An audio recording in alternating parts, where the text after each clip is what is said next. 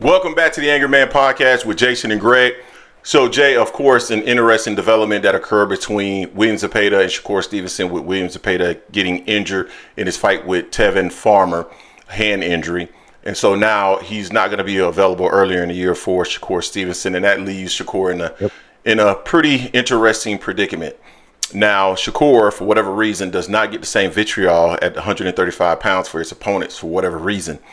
And I want to see, again, I'm going to ask this question because we asked it in a former or a prior video. Is he going to get any level of vitriol for his opponent? Now, he's been going back and forth here recently, Jay, with George Kambosos, who recently signed with Matchroom Promotions. I'm going to allow you to read off the tweets, the back and forth between those two, because quite frankly, I don't have the patience to cover it right now.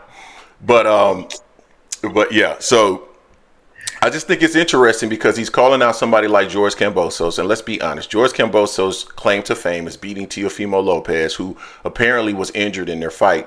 And that was the only reason why Devin Haney became undisputed at 135 pounds. Let's keep it real. And that's not hate. He just got an opponent who had 3 titles that he was able to make a fight with, and he was a pretty easy opponent.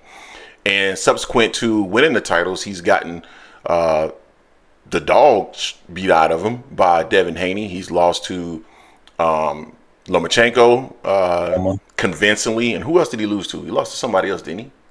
He just lost those 3. He lost he lost twice to Devin, once to Loma, and then had a split decision win on Maxie Hughes. Okay. So Kambosos, nothing to write home about, has been dominated in pretty much all of his fights with the top level competition, and now we got Shakur Stevenson calling out that fight and trying to make that fight. And nobody's going to say boo about it. None of his supporters are going to say boo about it because they allow this stuff, and they only allow it for certain fighters. I like Shakur. I don't think the level of competition that we've seen Shakur in the ring with has been all that great. And even in situations where it hasn't been all that great, he hasn't looked that spectacular. But I understand the argument that who else is Shakur going to fight? Right now, there's not a whole lot of people who are available for Shakur Stevenson, and I would accept that as a rationale and reason for fighting someone like George Kambosos. But we got to keep it consistent, Jay. We got to stay consistent with what we do. He has fought Edwin De Los Santos, who all of a sudden now they're trying to big up as one of the most dangerous opponents at 135. That guy's dangerous. He's dangerous. And he's a good fighter, don't get me wrong, but let's not overhype him. Then he fought Artem, who was the leftovers of Frank Martin. And now potentially, Artem was real strong, according to he was strong. He was strong. And then and now we're talking about George Kambosos, who is the leftovers of most fighters who were at the elite level at 135 pounds. Again, we gotta keep it consistent. Jay, what was the exchange that they had that these two went in back and forth? So this actually started with like someone on Twitter asked Shakur, because since George is with the Zone now, Matchroom, he's like, hey, so what about fighting Kambosos?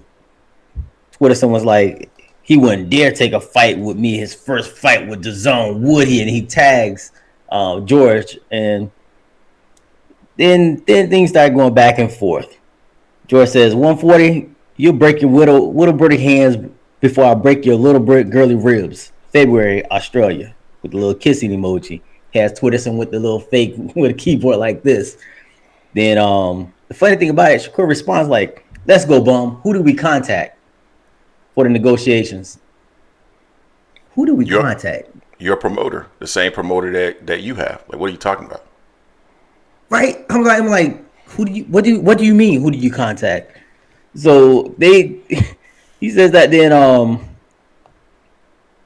then George responds again to it. George gets pretty good at Twitter at times. Yeah, he got some zingers.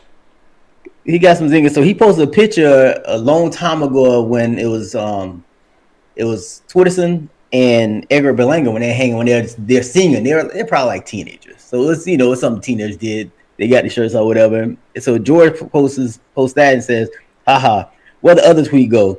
You a bleep muncher. Come see me February in Australia. The stage is already set. Drop your belt. Let Zepeda become email chump. And see me at 140. Contact your boyfriend first to make sure your knees are okay. Scared? Haha. Yeah, you're terrifying me on your knees with them buck tooth chompers. Much scarier than T.O., Haney, and Loma. Not. You know exactly who to contact. I'm right here for real. Yeah, George has some pretty good zingers in terms of like his Twitter game. But what we should be concerned about mostly is his game in the ring. This is easy work for What game Shakur in the ring? Stevenson, huh?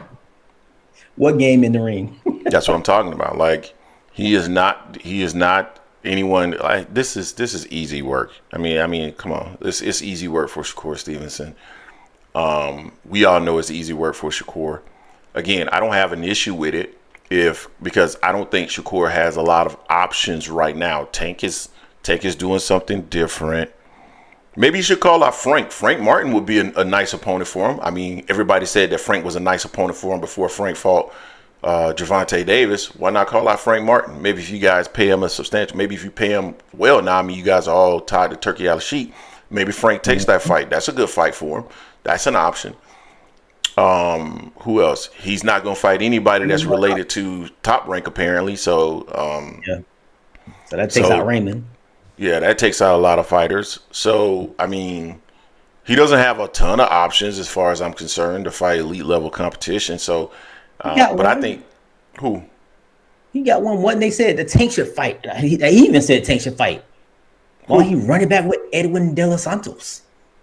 Run it back. I mean, but isn't he with any?